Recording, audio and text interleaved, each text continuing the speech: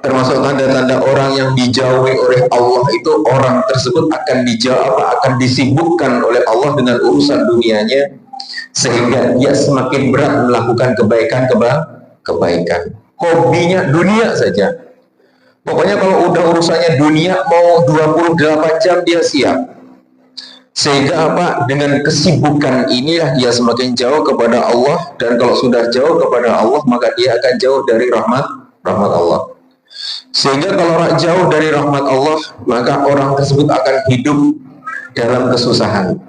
Seperti disebutkan oleh Imam Haddad kalau tidak salah, bahwasanya ketika orang sudah diberikan oleh Allah umur 40 tahun, kok masih dunia terus yang dipikirkan, belum mikir persiapan di akhiratnya, itu harusnya sudah pertanda ini. Saya ini sudah 40 ini. Kalau jalan itu sudah mendekati, sudah 2/3. Karena finishnya itu sekitar 60. Jadi kalau 40 itu berarti sudah 2/3. Kalau sudah 2/3 kok belum persiapan nanti untuk bekal yang panjang di akhirat nanti, dikhawatirkan hamba-hamba tersebut adalah hamba-hamba yang kelak semakin bertambah umurnya semakin jauh dari Gusti Allah. Disibukkan terus. Sehingga apa? Sehingga dengan kesibukan ini dia semakin sibuk dengan dunianya, sehingga semakin jauh dari Allahnya. Sama seperti cerita-cerita yang diceritakan oleh sejarah-sejarah bagaimana tentang hamba-hamba yang diuji oleh Allah dengan hartanya, dari cerita-cerita Bani Israel, mulai dari Korun dan lain sebagainya. Bagaimana Korun dari orang yang taat beribadah disibukkan oleh dunianya, sehingga dengan sibuknya dunia dia dihinakan oleh Allah. Makanya dengan kemudahan-kemudahan yang Allah berikan ini harusnya ada imbal balik. Harusnya kita harus mengerti, kita diberikan oleh Allah alhamdulillah sehat semuanya. Rizki bukan.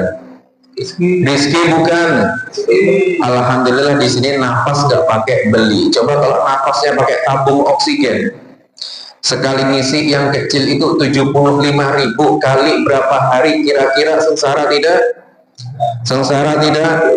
Alhamdulillah. Pernah nggak kita syukuri? Coba kita nafas dengan gampang seperti ini.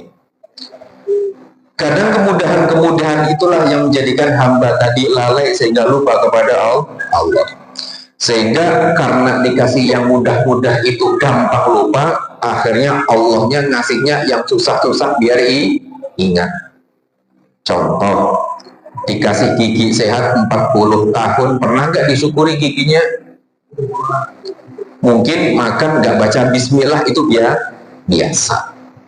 Tapi setelah sakit gigi, baru digigit-gigit sampai dapat setengah saja, nyempil, bersihnya 3 hari 3 malam, sambil ngeluh terus, padahal baru sebentar. Sehingga apa? Kadang Allah sesaat menguji itu harusnya kita harus sadar, apakah dulu waktu enak kita dikasih keenak-enak ini kita susah untuk bersyukur dan ingat, sehingga harus diberikan yang susah sehingga kita jadi ingat. Itu harus ada tandanya.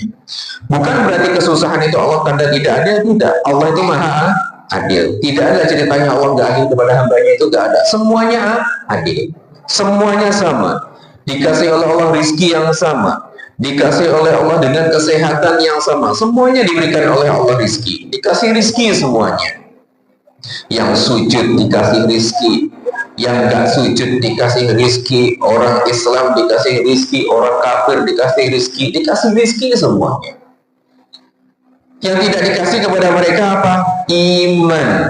Tidak dikasih iman. Sehingga apa? Satu poin buat kita, bahwasanya kita alhamdulillah dilahirkan oleh Allah dari keluarga-keluarga orang yang beriman dan dipilihkan oleh Allah menjadi umatnya Kanjeng Nabi Muhammad SAW. Dan itu yang harus kita syukuri. Dengan inilah Allah Subhanahu Wa Taala menguji dengan bermacam-macam tujuannya agar kita itu ingat. Kita selama ini alhamdulillah tidurnya nyenyak semuanya. Alarm bunyi santai, gak bunyi santai. Coba kalau kita tidur di Palestina, kira-kira bisa tidur tidak kira-kira? Karena kalau tidur itu bisa nggak balik lagi, nanti sudah nggak melek lagi nih. Sehingga nggak ada harapan kalau malam bisa lihat subuh, pagi kalau pagi bisa lihat sore, itu belum tentu. Tidak ada impian bagi mereka untuk bisa tinggal lama, itu tidak ada. Impiannya hanya syahid. Tapi kita alhamdulillah dikasih oleh Allah negeri yang aman, dikasih oleh negeri yang makmur, dikasih Allah negeri yang subur. Tujuan kita bagaimana dengan kemudahan-kemudahan yang Allah berikan inilah kita semakin bersyukur kepada nikmat Allah.